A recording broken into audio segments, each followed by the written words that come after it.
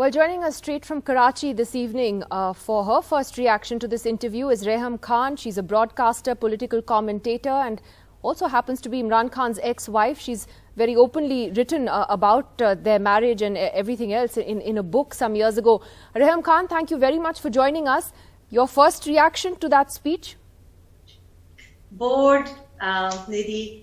It's more of the same story again. It was very predictable. I did watch about a couple of minutes of it, and I was just a bit fed up with the me. I had no reason to join politics. I had everything. I could have talked you through this speech a few hours before the speech went out. I think it was a farewell address, obviously, and I think we persevered with it because this is his last chance to hog the TV screens, as he has done so for many, many years, even before he came into power. I mean, how the media houses and the television channels gave him coverage through 2014 and even prior to that. And then, of course, through 2018 to 2022, he has made sure that none of us would get any coverage or get at least limited coverage. In fact, he could not tolerate my journalistic career or even a guest appearance on any show on mainstream TV.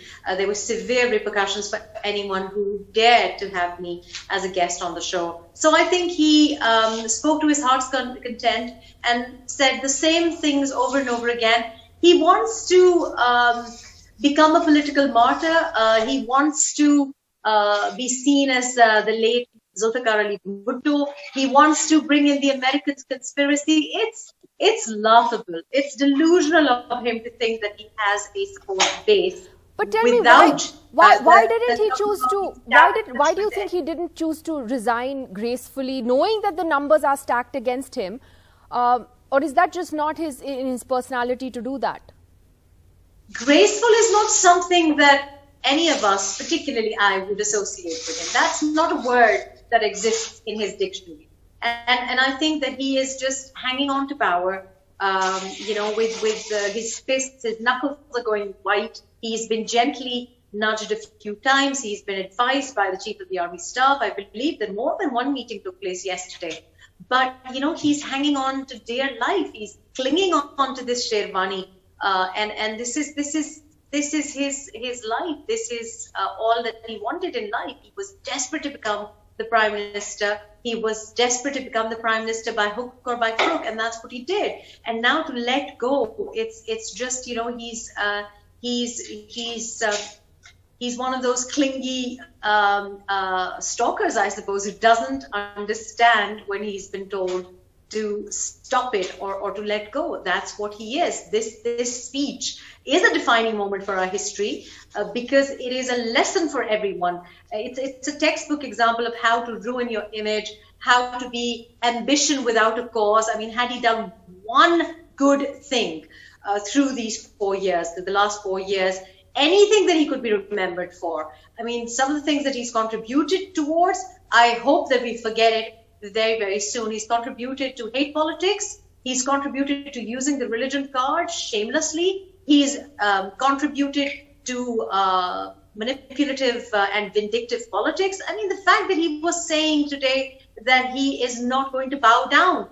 Could we dare remind him that he's bowed down everywhere? Apart from bowing down to superstitions, he is bowed down to PMLQ, to Parvez Elahi only a few days ago. He has a very, very short-term memory loss, I think, because of his... But can I ask you that this whole foreign hand theory, and that the United States was somehow conspiring to bring him down and bring him out of office, what do you make of that? I mean, generally South Asian leaders, and historically we've seen this, they keep talking about the foreign hand, don't they? So, I mean, the only conspiracy against Imran is Imran himself. I think he is self-destructive. He's always been in self-destructive mode. And the fact to blame, a foreign invasion, some of his die-hard, ardent supporters are going with the hashtag foreign invasion. This is his last-ditch attempt to become Zulfikar Ali Bhutto, the OIC and all of that, because he thinks he's a Bhutto. He's the only one who thinks he is a Zulfikar Ali Bhutto. So this is like, borrowed from the Cyrus Vance letter from 1977. Of course, Bhutto showed the letter and it was acknowledged by the US Embassy at the time. I was saying that this is Imran's feeble, last-ditch attempt at becoming Zulfikar Ali Bhutto. He was never, can never become Zulfikar Ali Bhutto. You remember the 1977 letter of Cyrus Vance at the time, which Bhutto showed. Obviously, there was a letter which the US Embassy acknowledged at the time. And the fact that there is no letter of any threatening letter from the United States of America, what he's referring to is just, it's a fabricated story. This is just a bureaucrat, an outgoing ambassador, a diplomat, giving his analysis of what is being said on TV or what people are saying about the Prime Minister's visit to Russia. I think that he is just using it as crutches. And I can tell you that one of the things that he said in the speech, what we expected him to say, was the fact that he'll come back with full force. Yes, he might be making a little bit of noise, but I don't think that he is going to be rewarded by any political martyrdom. I think that people have seen through him. All the things that I wrote about him 4 years ago, he went ahead and proved them for everyone. This little fabricated story maybe would find a place in some B-grade Bollywood or Lollywood film, but it doesn't exist. It is delusional of him to think that he can even pretend to be Zulfikar Ali Bhutto. God forbid.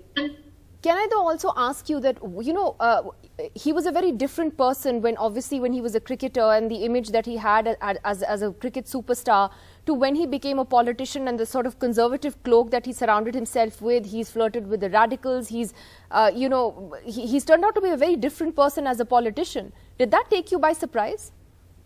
Not at all. I mean, what I know of him is that he will do whatever it takes. He will put on any guise to cling on to fame. I mean, if you asked him to change his identity today and said that this is how you could become Prime Minister or stay on being Prime Minister, he would do it. Between now and Sunday, if there's anything that he can do to cling on to his Sherwani, he will do it. Which is why the ludicrous claims in today's speech, कि मैं किसी के आगे झुकता नहीं, किसी के आगे झुकूंगा नहीं. I mean, he's bent over backwards towards the establishment, towards PMLQ, towards MQM.